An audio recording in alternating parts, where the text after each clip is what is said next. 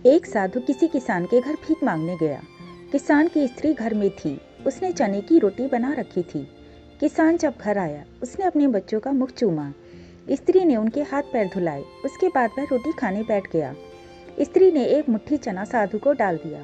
साधु चना लेकर चल दिया। रास्ते में साधु सोचने लगा, हमारा भी कोई जीवन है। दिन भर कुत्ते की तरह मांगते फिरते हैं, फिर स्वयं बनाना पड़ता है। इस किसान को देखो, कैसा सुंदर घर है। घर में स्त्री है, बच्चे हैं। अपने आप अन्न पैदा करता है, बच्चों के साथ प्रेम से भोजन करता है। वास्तव में सुखी तो यह किसान है। इधर वह किसान रोटी खाते खाते अपनी स्त्री से कहने लगा, नीला बैल बहुत बुढ़ा हो गया है। अब वह किसी तरह काम नहीं देता। यदि कहीं से कुछ रुपयों का इंतजाम हो जाए तो इस साल का काम चले। साधु राम महाजन के पास जाऊंगा, वह ब्याज पर दे देगा। भोजन करके वह साधु राम महाजन के पास गया। बहुत देर चिरौरी विनती करने पर 1 रुपया सैकड़ा सूद पर साधु ने रुपए देना स्वीकार किया।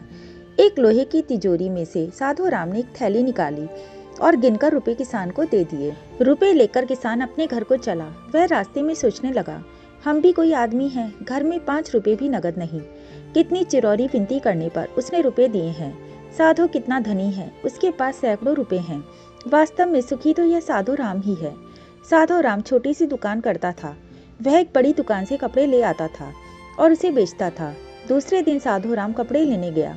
वहां सेठ पृथ्वी चंद की दुकान से कपड़ा लिया। वह वहां बैठा ही था। इतनी देर में कई तार आए। कोई बम्बई का था तो कोई कलकत्ते का। किसी में लिखा था 5 लाख मुनाफा हुआ, किसी में 1 लाख का। साधु महाजन यह सब देखता रहा। कपड़ा लेकर वह चला आया। रास्ते में सोचने लगा, हम भी कोई आदमी हैं। 100-200 जुड़ गए, महाजन कहलाने लगे। पृथ्वी चंद कैसे हैं, एक दिन में लाखों का फायदा।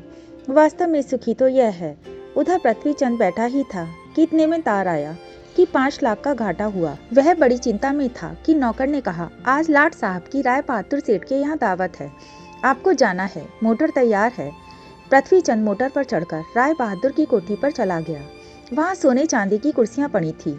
राय बहादुर जी से कलेक्टर कमिश्नर हाथ मिला रहे थे। बड़े बड़े सेठ खड़े थे। वहाँ पृथ्वी चंद सेठ को कौन पूछता। वे भी एक कुर्सी पर जाकर बैठ गया। लाट साहब आए, राय बहादुर से हाथ मिलाया, उनके साथ चाय पी और चले गए। पृथ्वी चंद अपनी मोटर में लौट रहे थे। रास्ते में सोचते आते हैं, हम भी कोई सेठ हैं। 5 लाख के घाटे से ही घबरा गए। राय बहादुर का कैसा ठाठ है। लाट साहब उनसे हाथ मिलाते हैं। वास्तव में सुखी तो ये ही हैं। अब इधर लाट साहब के चले जाने पर राय बहादुर के सिर में दर्द हो गया। बड़े बड़े डॉक्टर आए। एक कमरे में वे पड़े थे। कई तार घाटे के एक साथ आ गए थे। उनकी भी चिंता थी। कारोबार की भी बात याद आ गई। वे चिंता में पड़े थे। तभी खिड़की से उन्होंने झांककर नीचे देखा। एक साधु हाथ में एक लाठी लिए अपनी मस्ती में राम राम करते जा रहा था। राय बहादुर ने उसे देखा और बोले, वास्तव में सुखी तो यही है। इसे ना तो घाटे की चिंता, न मुनाफे की फिक्र। इसे लाट साहब को पार्टी भी नहीं देनी पड़ती। सुखी तो यही है।